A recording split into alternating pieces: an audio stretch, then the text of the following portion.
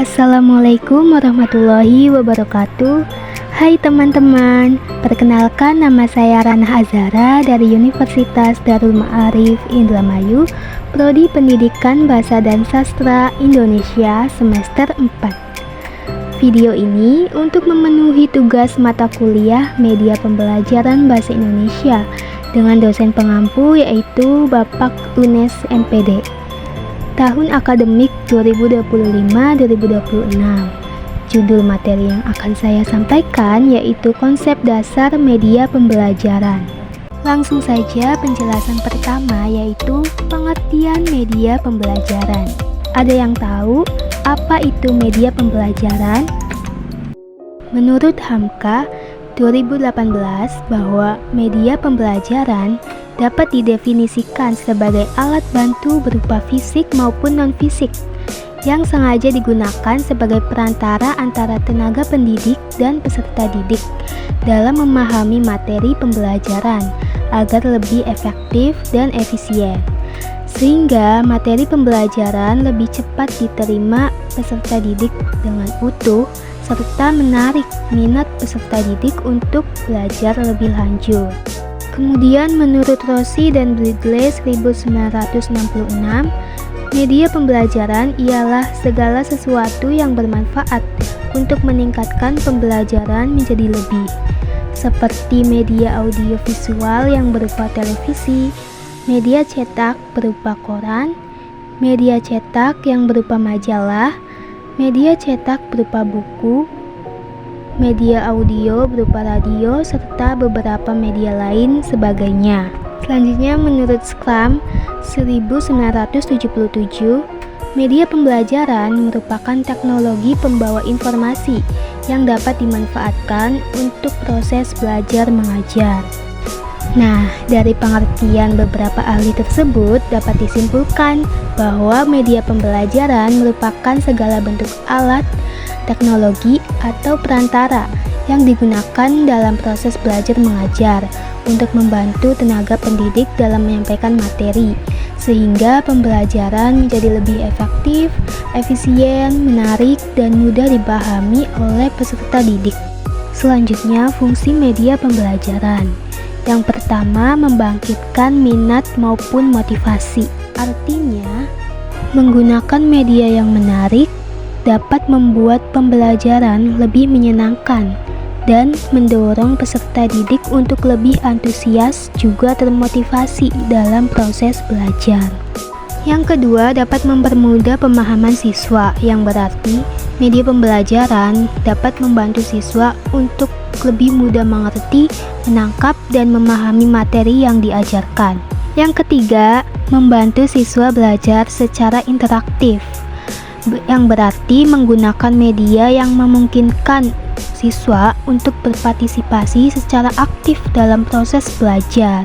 Selanjutnya yang keempat, menarik perhatian siswa, yang artinya media pembelajaran dapat membuat siswa untuk fokus dan tertarik pada materi pelajaran.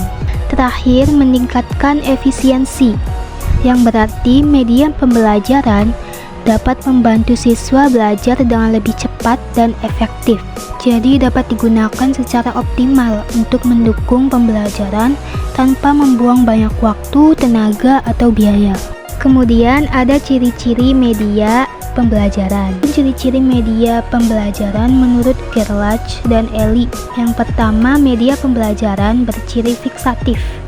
Ciri ini mengilustrasikan fungsi media memiliki kemampuan untuk merekam, merekonstruksikan, serta menyimpan sebuah objek berupa fotografi, audio tape, video tape, dan lain sebagainya. Yang kedua, media pembelajaran berciri manipulatif. Ciri ini dapat mentransformasikan dari sebuah objek yang awalnya suatu objek dapat membutuhkan waktu yang relatif lama sehingga dapat dipangkas menjadi beberapa menit dengan teknik time-lapse recording. Terakhir, media pembelajaran berciri distributif. Ciri distributif dapat mentransformasikan suatu objek melalui ruang Dalam waktu yang sama, objek tersebut dapat disajikan terhadap peserta didik melalui stimulus pengalaman tenaga pendidik. Adapun ciri-ciri yang lainnya, yang pertama mempunyai arti secara fisik yang lebih familiar dengan hardware atau wadah, alat maupun benda yang dapat dirasa oleh panca indera manusia. Yang kedua, mempunyai arti secara non-fisik yang lebih familiar dengan software atau pesan yang disampaikan melalui hardware. Yang ketiga, memiliki penekanan terhadap visual serta audio. Kemudian yang keempat, sebagai alat atau media bantu dalam proses kegiatan pembelajaran, yang artinya media pembelajaran dirancang untuk membantu proses belajar mengajar, serta dapat membantu siswa dalam memahami, mengingat, dan menerapkan materi pelajaran. Terakhir, dapat digunakan secara massal. Media pembelajaran dapat digunakan untuk pembelajaran kelompok atau individual. Selanjutnya, prinsip penggunaan media pembelajaran. Yang pertama, media pembelajaran yang digunakan harus sesuai dengan tujuan pembelajaran.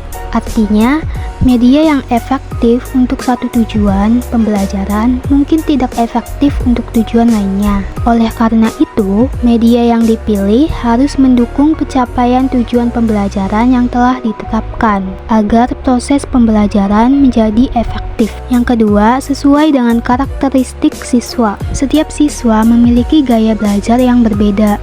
Oleh karena itu, media yang digunakan harus dapat menyesuaikan dengan karakteristik siswa agar lebih mudah dipahami.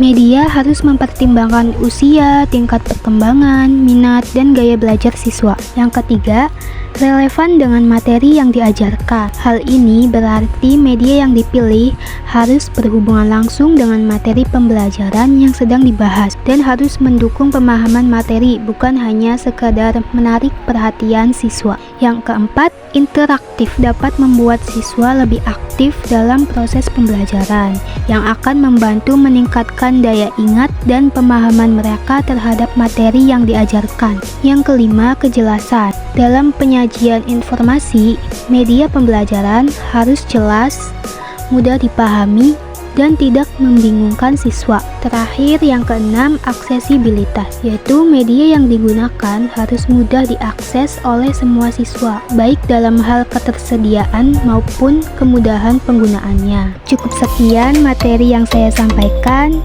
Terima kasih dan semoga bermanfaat. Wassalamualaikum warahmatullahi wabarakatuh.